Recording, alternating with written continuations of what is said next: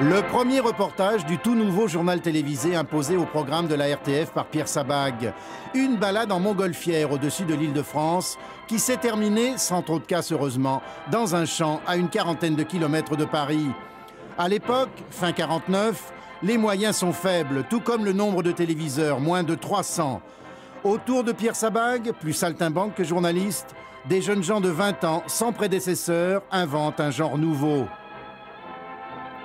On bricolait, on s'arrangeait, on se débrouillait.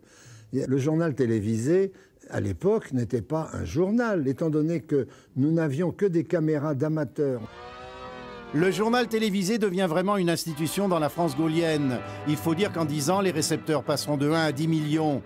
Une institution donc, mais sous tutelle politique, laquelle vient même inaugurer une nouvelle formule du journal. Plus d'images et moins de paroles, moins de blabla. Après les purges qui ont suivi la grève de mai 68, Jacques Chaban-Delmas libéralise l'information télévisée. Une expérience qui tourne court, mais qui donnera pour longtemps des goûts de liberté aux journalistes de télévision. Après l'éclatement de l'ORTF en 74, les éditions se multiplient et les présentateurs vedettes accentuent la personnalisation, Bonsoir. chacun dans son style. La France a peur. Bonjour. Mesdames, Messieurs, bonsoir. Mesdames, Messieurs, bonsoir.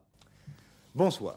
Alors évidemment, maintenant, on a une multitude de sources d'informations et avec Internet, chacun peut se faire sa propre agence de presse. Mais je crois que les journaux télévisés ont une fonction un peu fédérative. C'est quelque chose qui dure, qui perdure et qui, je crois, durera encore assez longtemps. La TNT, les chaînes Tout Info et surtout l'explosion d'Internet ont sans doute commencé à éroder l'audience des journaux télévisés traditionnels, nés il y a 60 ans dans l'indifférence générale. Reste que par leur forme et leur fond, ils semblent appartenir pour l'instant encore à un genre essentiel à la télévision.